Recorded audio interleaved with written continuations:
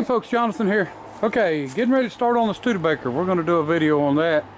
Just wanted to show you a couple things what I've been up to. Everybody watched me do this sketchy building and got it up, and then I got all my engines in it, and then I wanted more room, so I actually added another one on. So I went out further with it, and this was done with truck frame, one mobile home beam down the center, and then lumber, of course, that I sawed on the mill. And I had the 10. I think that I've got more money in screws than anything else. But anyway, that got our L car and our Franklin up under that shed, and it also lowered the roof a little bit, which I've learned pretty quick that tall roofs don't do good with open walls. But the plan is we're going to put the big engine, well, here's another engine you probably didn't see, the outboard bearing engine, neat one, and I'll do more on this one later. But bought this one with the rod missing, so we'll have to make a rod, but besides that it's pretty neat. And then bought this one, and it is just like my red one that I make ice cream with. Pulled the head, part of the piston missing, so we'll work on this one some too later and put it together. Can't have too many steam engines, I don't reckon, not if you like them.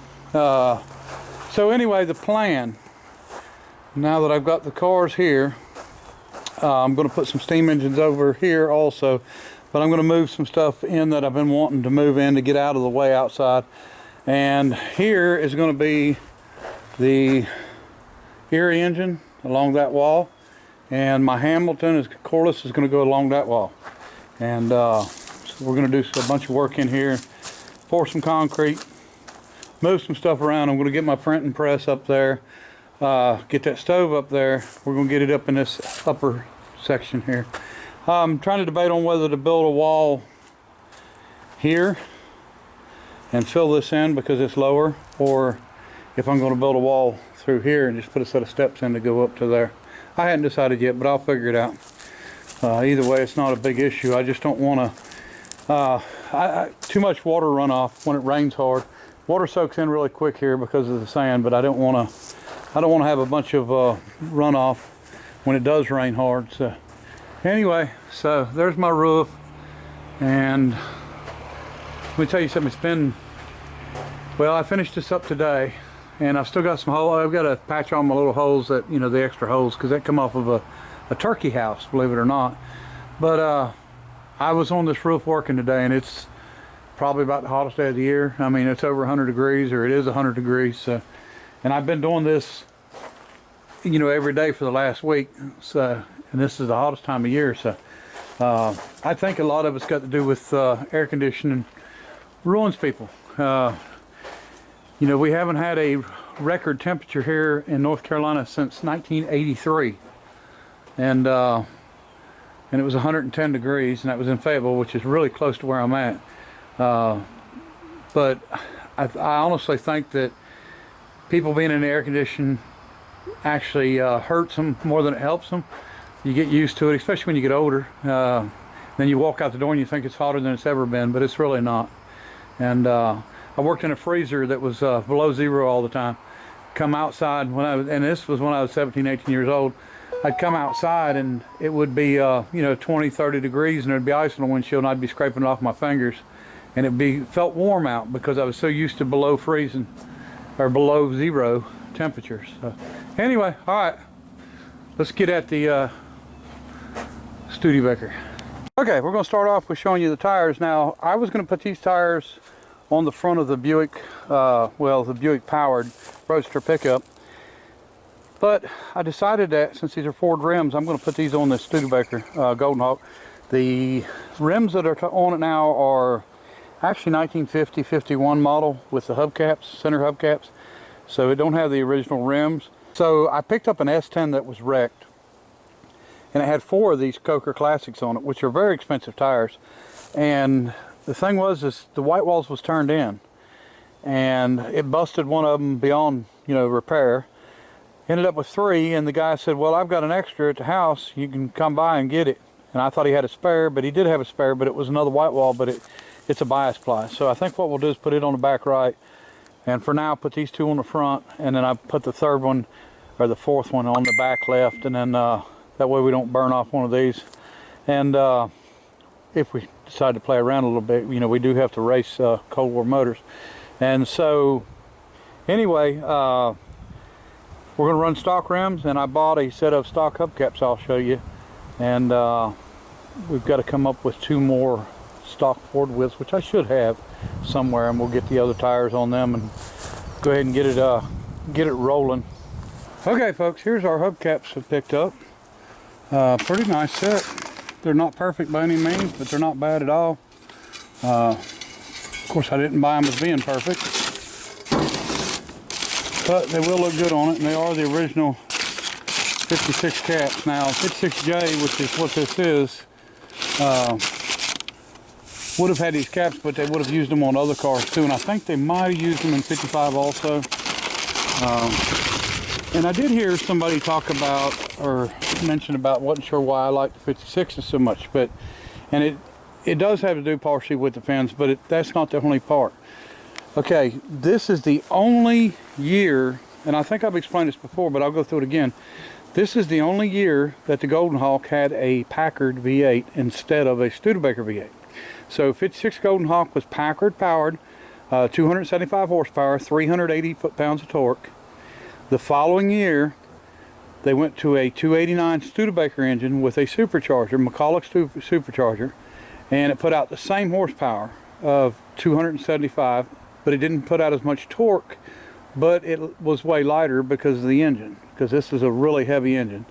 So this is a 1 year only car. They made 4,071, I believe, and then there's, you know, somewhere between 400 and 500 of them that are known, you know, that are still in existence, and there could be more than that, but just like with this one, you know, it's been sitting for a long time, and I mean, it is a nice car, but again, it's been sitting since the 70s, and you know, to give you an idea, if you look at the steering wheel, it's gone. I mean, it's completely just falling apart. And so you know there's no brake system, or not a brake system that's going to work. The pedal actually is to the floor. I can see that now. It's probably stuck down, because it's usually what happens if somebody pushes on them and then they get stuck down. I did find out that these didn't come with mirrors, just rear view mirror. So this was probably a dealer installed option. I mean, it could have been a customer installed them themselves, but they would have either been there or back on the fender, and or on the door, and they said a lot of times when you put them on the door that the wing window won't open. So anyway, I think the white walls and the stock hubcaps will look good on this car, and we're going to clean it up some, maybe polish it up a little bit, and just, I know the paint's terrible on it, don't get me wrong, it's not going to ever be really a survivor. I do have all the chrome for it, and I'll probably go ahead and order clips and put the chrome back on, because I don't have any intentions of painting it. That, like I said, will be for a future owner. I do have to come up with other rims, because these clips on these rims won't allow my hubcaps to go on. And there might be one oddball. Yeah, there's one oddball rim there, but I mean, I know it's going to be rusty, so I'd prefer to find two more to put back on it. We're going to pull the hubs. That's kind of fun on these things. Do all the brakes on it, and I don't know if brakes are a requirement for the summer V8 challenge here with Cold War motors. I doubt they're going to get brakes on theirs. I'll probably go ahead and do mine. We're going to go ahead and jump on this thing and get the engine together, but we've got a lot to do. I've got a lot of parts to get, as you can see, hoses and stuff. So we're going to go ahead and start cleaning and go ahead and get these pistons cleaned up, get the rings off the pistons, get the engine cleaned up and oil it up there and start putting it back together. And I've got to, like I said, do the heads. So the heads are going to be, it's going to be fun getting all the valves out, because there was at least 8 stuck valves. And like I said, I do have the push rods. I've got the rings. I'll show you them. So rings for this thing, someone has mentioned Chevrolet or Ford or something like that. Actually, 350 Chevrolet used these, and the 302 Ford used the same rings. And I think Chrysler's, says Chevrolet, Chrysler, Ford AMC 8-cylinder. So they got a ring thickness, of course. It's a 4-inch bore, standard bore. .078 and .078 on both top rings, and then 1.8 or .186 on the oil ring, which I don't remember what that calculates to. But so we're gonna go ahead and start getting these pistons cleaned up. They're still in a pile in front of it, and no plans on replacing the bearings. They're in good shape, and we're gonna measure the pistons. We'll put some new rings in the cylinder holes once we get get it honed out a little bit and cleaned up, and that way we'll be able to see if see how true them cylinders are. Do about 3 spots on each cylinder if we get if we get time, and then let me see. Trying to think of anything else we need to do. There's no ring ridge, so we won't need to be cutting the ring ridge out. This engine I don't think had that many miles on. I really think it was I think 65,000, 75,000, whatever miles, which is plenty for an American V8 from that year. But anyway, so we're going to get at it and see what we can get done. All right, folks. So we started on the cleanup. We just barely honed it just a little bit. I just wanted to check the cylinders out a little bit before I done too much, and everything's looking good. Very, very slight ring ridge, nothing nothing major at all, so I think we're going to be just fine. And let me see, we'll probably end up ball honing it before it's over with, but we're going to go down below and wrap some rags around the journals, and we've got most of it cleaned up. We got the surfaces cleaned up top, but we've got to clean up some of that in the valley there, and then I need to oil that cam up real good. It's just so dry looking, and I guess from sitting and not running for so long. So let me see. Yeah, just continue cleaning. That's the main thing. Got a lot of cleaning to do, and if only I had a crew of agents to clean it up for me. And I did stick a ring down in this #1 hole, and from what I'm seeing, we're not going to have any issues whatsoever, especially smoking or anything like that. So everything's going to be good and tight, and like I said, I don't think a lot of miles on the engine, so I think we're going to be good. All right, folks, I wanted to show you another wrecker I just picked up recently. This is kind of a neat truck. Came out in either 78 or 79 with this Holmes Trooper bed. This is not the first hydraulic, but one of the first hydraulic beds that Holmes come out with. Trooper 1100, and if you look to the side, you'll see the Trooper hats here. Anyway, so this one did not have a wheel lift. Never had it. I do have a full sling for it. I don't have the old dollies, old pan dollies, which wouldn't be hard to come up with, but my plans. Sometime in the future, I'm gonna keep watching out for a square body Chevrolet truck. Now I know it's not that I'm against Fords or nothing like that. I had a 72 model Ford wrecker with a 480 Holmes on it, which is a twin line and same wheelbase, which these are 60 inches from cab to axle.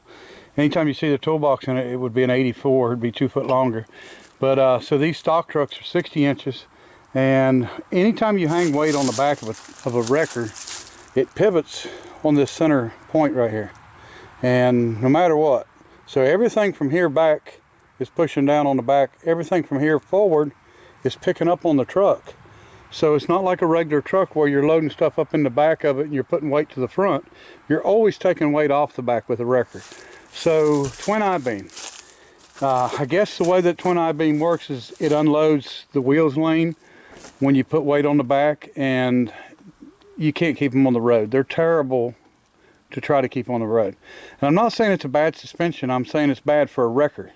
It'd be fine for a pickup, a rollback, whatever, if you're putting stuff in it, I guess. But when it comes time to take weight off the back, it's a little different.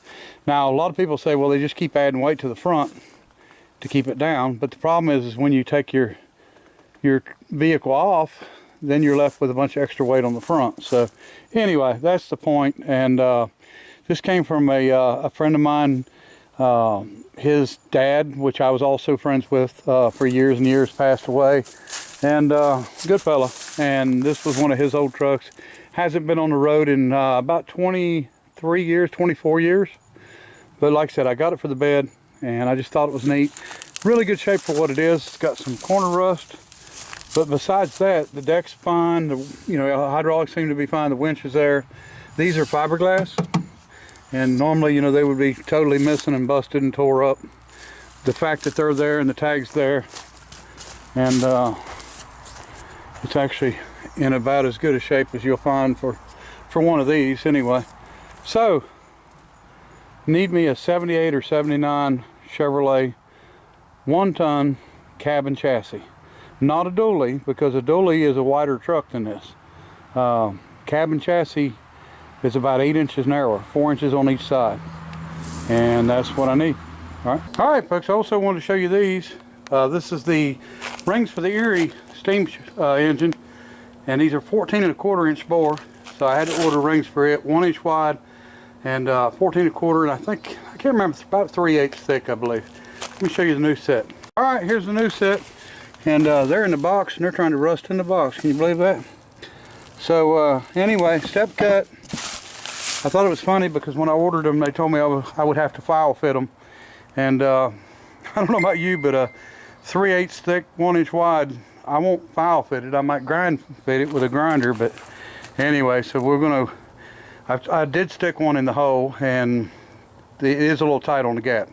So we're probably going to have to file a little bit to get it how we want it, but they're going to work just fine. And so we can get the Erie engine together. I think we got just about all the parts we need for it, and that's the big 8-foot flywheel curved spoke, the one my wife likes and wants me to get done. So we're going to be working on it, and that's going underneath the building where I just moved everything out of, moved the cars out of. All right. Okay, folks, I've got one more thing I wanted to talk to you about. I've got pictures of the tag that goes on the Bates engine, and I've also got a picture of a tag for my Hamilton cordless engine, which I'm working on. And I need somebody, and this is a paid job. I'm not looking for somebody to do this for free. I need somebody to do the design work.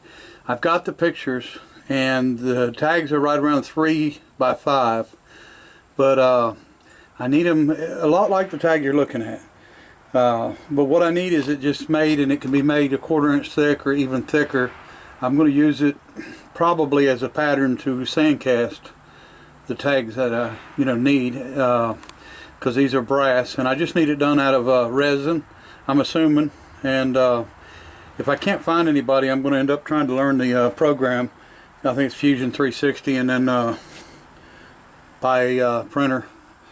That's what I ended up doing on my trucks. They wanted so much for lettering, but I just bought one of the well, it's not a printer, it cuts out the letters, and I just learned how to do the program, which is simple anyway, but I don't know how the Fusion 360 is. But anyway, if anybody's interested, I'm going to leave the email in the description, and then just let me know, and I'll send you pictures of what I'm needing done, and give me a price on it. And it needs to be done and then uploaded to like New Ways, and I can buy them from there, or if somebody's interested in doing them and printing them out for me, and I can just pay you for them. I mean, it's not an issue either way, but I'm not looking for something for nothing. So okay, folks, just want to show you what I got done here. I got the wheels and tires, hubcaps on. Still got to clean the wheels up, put the tires up. We've got the 3 radials on it, the 2 front radials, 1 radial here, and then we've got a bias plate on the far right. Like I said, it's a little bit taller. It's about almost an inch taller, but we're going to live with it for now. This is not a posi unit. Shouldn't be too bad. Interior. Got the headliner up. Had 1 panel down on it. Back seat's pretty clean, not bad. I don't know why they done red carpet. They hand stitched it together. But they still had pieces laying in the car from the carpet, so they evidently just done it, since it's been parked anyway. And so we still got to do something about that steering wheel. And then I've got all my brake parts in. Let me see, engine parts, most everything of what I need. I just got to get in gear, get some cleaning up done, and get her back together. But there you go. I did get some clips and put the molding back on here and there. Should have cleaned it up some first, and I'm talking about the car, not the molding. But I was so excited to see if them clips would work and just get it on. And basically right here is what they look like. These are new old stock clips for a Studebaker. Happened to find them on eBay, and they fit perfect. Well, of course it was for a lark, but they did fit this one just fine. So everything worked out really well. I think it's going to be nice having some having all the trim on it, because it's not missing any. So anyway, next video we'll be rolling with the engine, getting it together, and I don't know if we'll have it running in the next one. At least get the bottom end built and do a few other things. I've got all, like I said, I got all the brake parts, so we're going to try to do some brakes on it too. So anyway, all right, this is an older camera, but a way higher quality. Just wanted to see what it would do on this last shot here. So all right, appreciate everybody watching, and until next time, bye.